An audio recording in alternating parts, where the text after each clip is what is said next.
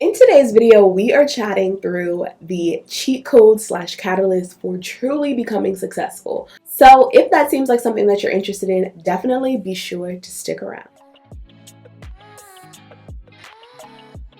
Welcome back. Welcome to, if you're new, my name is Abria Perry. I run a brand called FinStyle where we empower and encourage individuals to lead passionate, purposeful, and pliable lives.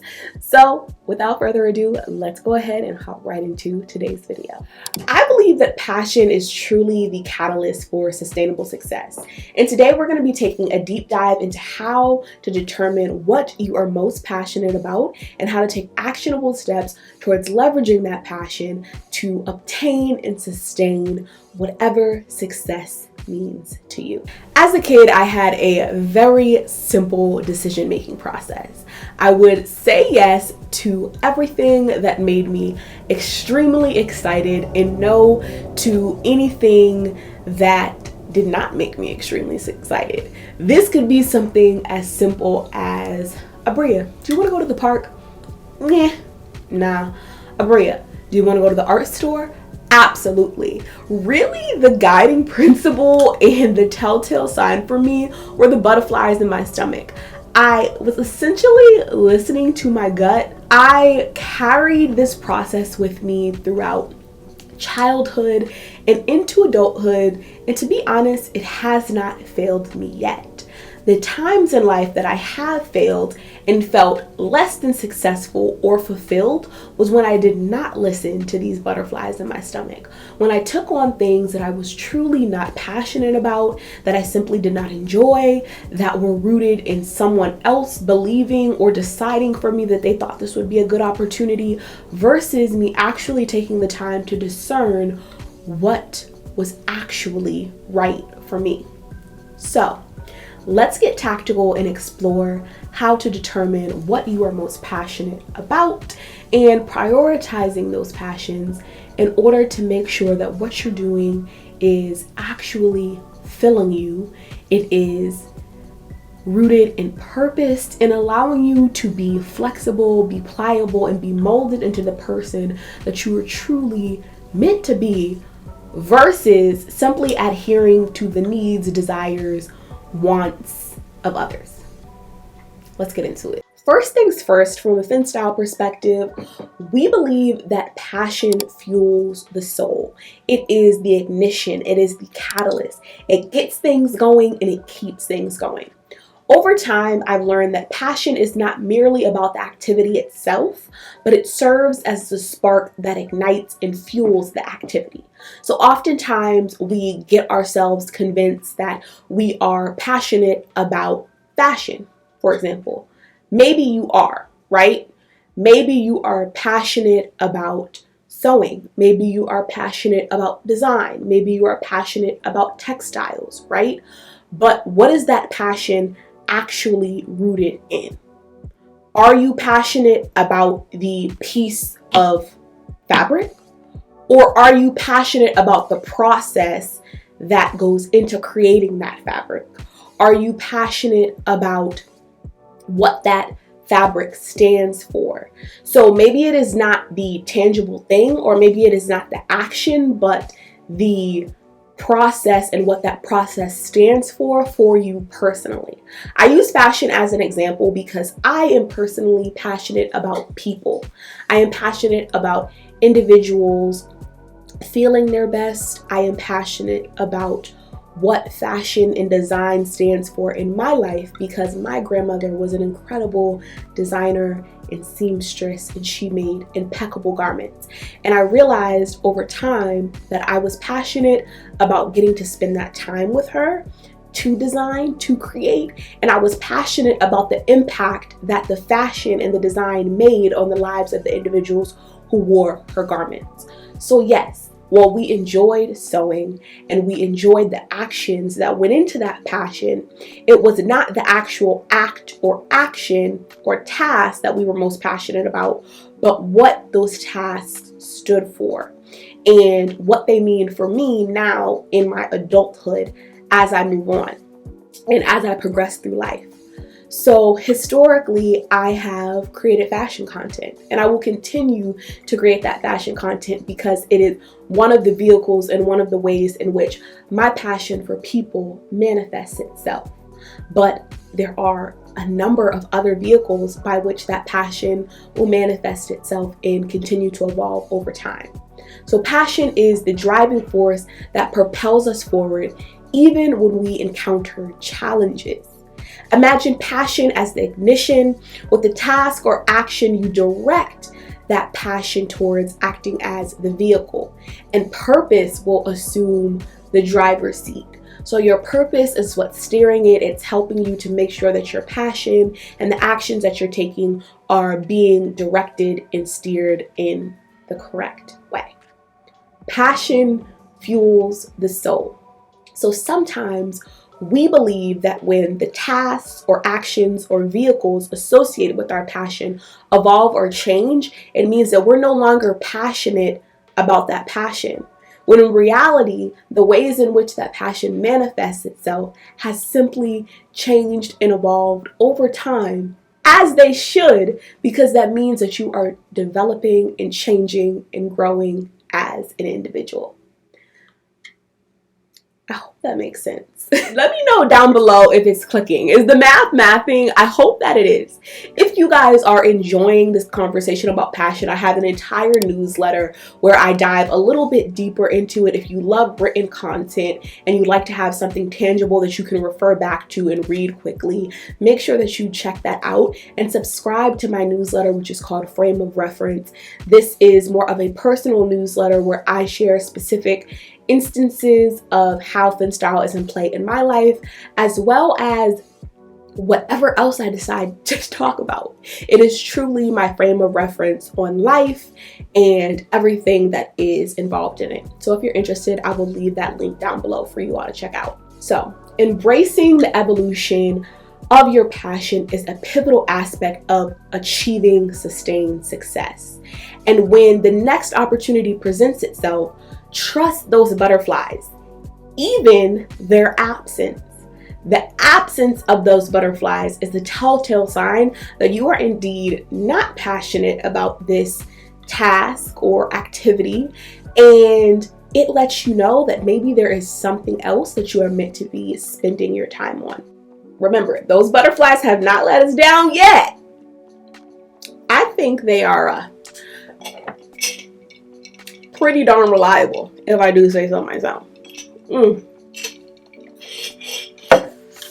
I'm just saying. Rediscover your inner child. This is step 2.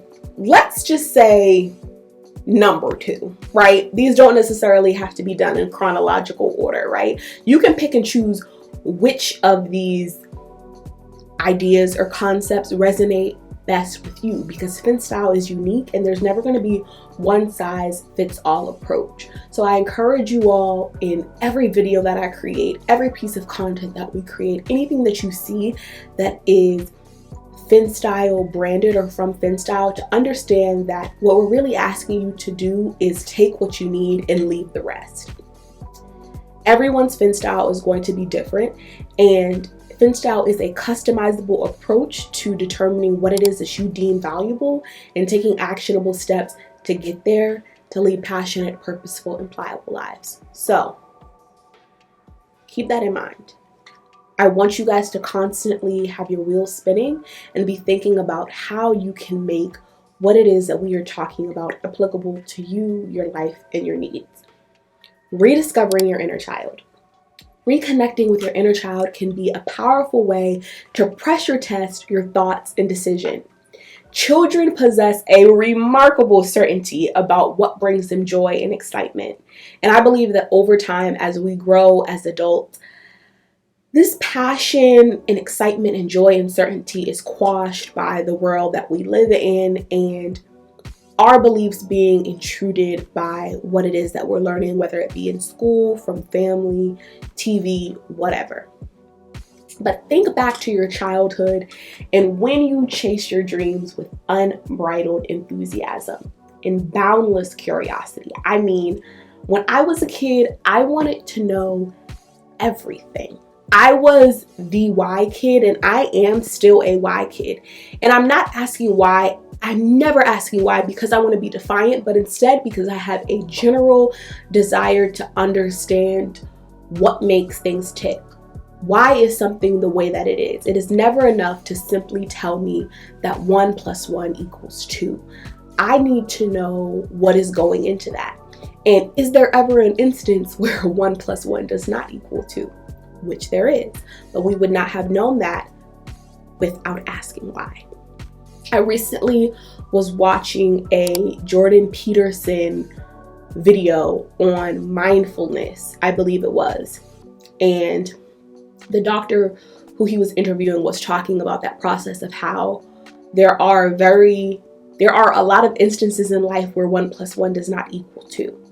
If you take a pile of laundry and add it to another pile of laundry, you do not now have 2 piles of laundry, you have 1 large pile of laundry. A very, very interesting podcast, and I will also link that down below if it's something that you guys are interested in. Those are the types of things that I believe we are all meant to be unapologetically curious about and to continue seeking information on, and that we are not meant to just take what somebody says for face value, but to continuously be curious and enthusiastic about the opportunity of more.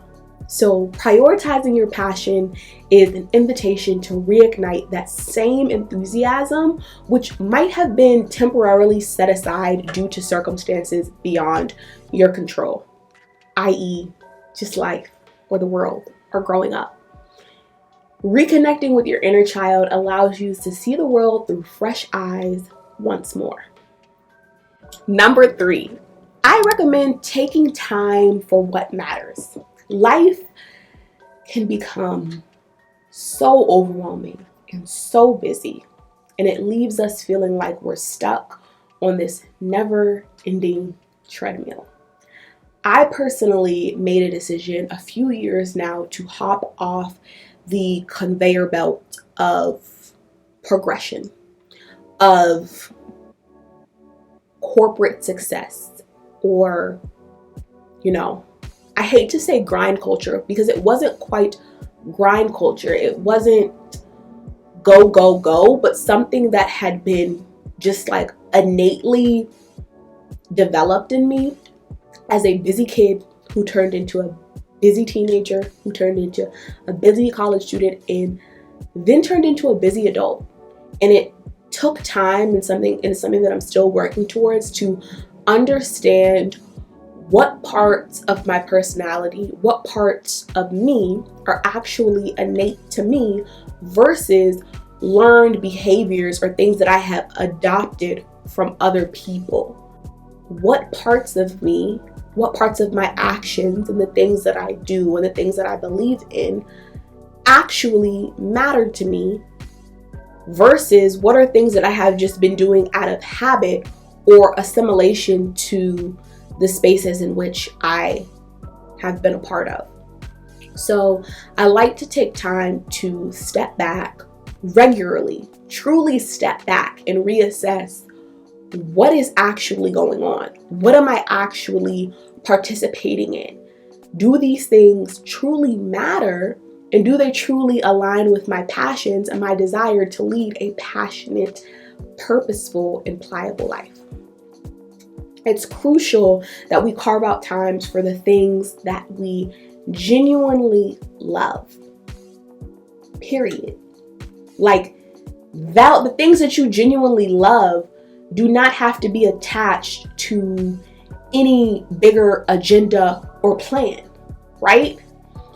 I will give you a prime example, and this is probably going to sound like the most random thing ever to you, coming from a Black American Christian, Baptist Christian female from Boston, Massachusetts, who, now that I think about it, has never actually like physically or in real life engaged with anybody in this religion, which I'm about to tell you. I am absolutely fascinated by Amish culture and the Amish religion. And I think that it is rooted in a book that I read in like third grade.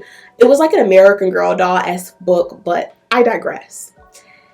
Somehow during COVID, I came across Mennonite homemaking. Mennonite is like a religion, kind of like Amish. I'm not completely sure. I don't want to go and start butchering anybody's culture. But moral of the story, there is this whole subculture on YouTube of Mennonite mothers and Mennonite homemakers. A lot of them used to be Amish and are now Mennonite, and they're very modernized. I mean, they're on YouTube. But I appreciate their desire to be exceptional and do well in whatever it is that they're doing, whether that is making up the bed or making their children's lunches.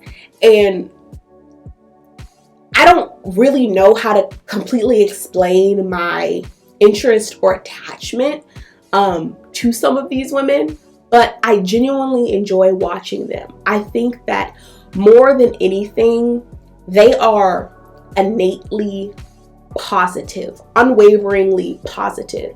And that doesn't mean that they never talk about hard things or things that might be bothering them, but the way in which they decide to approach those things or speak on them is still positive to a certain extent. And I am incredibly appreciative of that. So I make time for enjoying their content because it always leaves me full. It never leaves me concerned. It never leaves me heavy.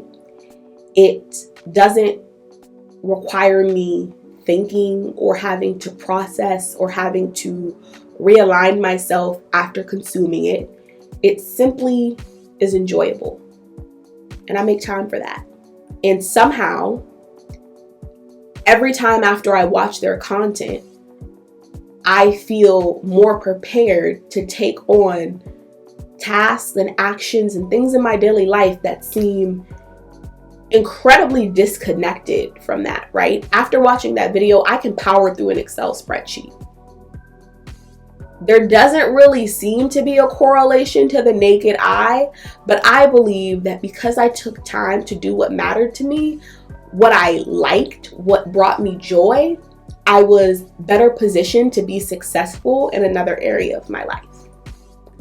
That's just a microcosm of this, but I want you all to understand that everything that you're doing does not always have to be explicitly connected to success. Prioritize your passion, even if it means taking small steps initially. This creates space for what truly matters. Dedicating a few minutes every day to engaging in what you love and witnessing that positive impact on your well-being is going to be absolutely incredible and will create exponential growth, whether you realize it or not. I believe that passion breeds excellence. Wholeheartedly pursuing your passion naturally drives you towards excellence because it is increasingly difficult to be excellent at something that you are truly not passionate about. Is it possible? Yes, it absolutely is. There are plenty of things that we can excel at, that we can do well. And holistically, right, when you just look at it from a checking the box perspective, you excelled at it, you were excellent at it. But are you truly excellent, or were you truly successful if it did not bring you any level of intrinsic value, right? If it was simply a checked box, or it was simply an award that you really do not care about, would you actually deem that success? I personally would not. From FinStyle's point of view, from a foundational perspective, if it was not rooted in passion, purpose, and did not allow you to be pliable and be bended and molded and shaped into the person you are truly meant to be, we would not define that as success. I'm interested to know what you all have to say about that. So comment down below. But whether you're a seasoned expert or a beginner, Embracing your passion will lead you on a journey of continued learning and self-improvement and development and actual fulfillment. We believe that this is the basis of success, like minimal. Passion and embracing it is so incredibly important because someone is counting on your passion. Somebody is counting on you funneling that passion into tasks and actions that are purpose-driven in order to support their passion or what they feel like they're being called to do. Living authentically and prioritizing what you love allows you to become an inspiration to those around you. Your passion can not only ignite and catalyze your success, but it can ignite a flame in others that encourages them to be fearless and explore their own interests. And some might deem that to be success, the impact that your action has on another and them fulfilling their true goals and their true desires. That could be the definition of success for somebody out there. That's why it's important to understand that success is going to look different for everyone. But the one thing that FinStyle believes cannot be debated is that success is rooted in what you truly deem valuable, not what the world deems valuable. By nurturing your dreams, you create a ripple effect of positive change, making the world a more vibrant and passionate place. And lastly, but not least, passion contributes to fulfillment. The pursuit of passion leads to fulfillment, even if it involves overcoming obstacles and stepping out of your comfort zone. Prioritizing what you love not only adds joy and happiness to your life, but also enhances your overall well-being. The sense of accomplishment and contentment that comes from pursuing your passions is truly unmatched. Truly unmatched.